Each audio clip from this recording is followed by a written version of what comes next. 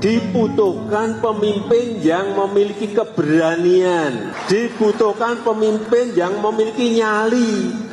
Jangan digertak negara lain sudah langsung ciut. Kita sepakat hal-hal yang masalah perbatasan yang mungkin memerlukan waktu lagi.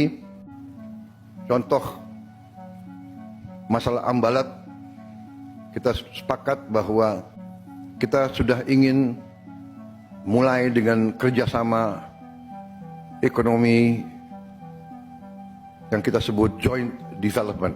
Tidak boleh negara sebesar Indonesia memiliki pemimpin yang gampang ciut nyalinya, digertak negara sebesar apapun. Apa jadinya kalau seorang jenderal yang seharusnya paling paham arti wilayah dan kedaulatan justru mengajak negara lain untuk berbagi wilayah yang masih kita klaim milik kita? Lucunya dulu tukang kayu malah lebih tegas mempertahankannya. Ambalat itu bukan ladang bisnis, itu ladang harga diri. Tapi sekarang kok kesannya malah dilelang dengan bendera kerjasama? Kita nggak anti perdamaian. Tapi kalau damai artinya ngalah sebelum berjuang, itu bukan diplomasi, itu tanda lelah. Pertanyaannya sekarang, siapa yang mulai letih menjaga tanah air ini?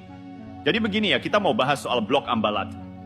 Wilayah kaya minyak dan gas di perairan Selat Makassar yang udah lama jadi rebutan, Indonesia dan Malaysia sama-sama ngaku punya hak. Lebih dari 50 tahun loh ini jadi sengketa. Tapi yang bikin ramai sekarang adalah gaya dua presiden kita dalam menangani isu ini. Presiden Joko Widodo, latar belakangnya tukang kayu. Presiden Prabowo Subianto, latar belakangnya jenderal. Nah, kalau dengar itu, orang pasti mikir, wah, pasti Prabowo yang lebih keras, lebih galak soal kedaulatan. Tapi yang kejadian di lapangan malah kebalik. Jokowi, sipil yang diam-diam tegas. Waktu Jokowi masih pegang kendali, Indonesia nggak mau kompromi. Ambalat ya ambalat. Wilayah Indonesia, titik. Diplomasi iya, tapi nggak ada tuh cerita bagi hasil. Indonesia tetap kukuh. Ini wilayah kami. Jokowi nggak koar-koar. Tapi langkahnya jelas.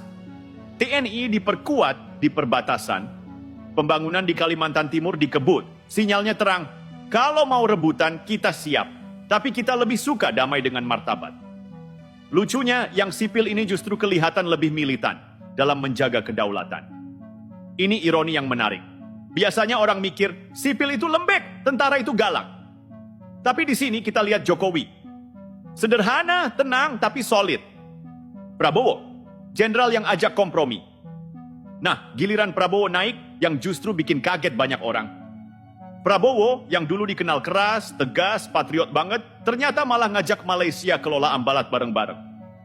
Namanya Joint Development. Kata beliau, daripada negosiasi hukum makan waktu puluhan tahun, mending kita kelola bareng. Sama-sama untung. Secara bisnis, ya, masuk akal. Tapi secara prinsip kedaulatan, nah ini yang perlu dipikirin bareng-bareng.